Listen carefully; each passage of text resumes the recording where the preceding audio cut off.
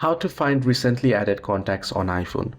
Well, while all of your contacts will show up on your contacts page on your phone, head over to contacts and you'll be able to see all your contacts.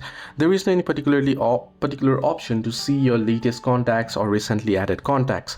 Well, what you can do is you can use the shortcuts app to sort contacts by creation date. So open up the shortcuts app. Then once you have done so, you want to simply tap on plus icon and then proceed to add a shortcut. You want to tap the plus icon at the top right corner and then you want to simply proceed to add action. So you can search action here. So you want to search in find contacts and then select it.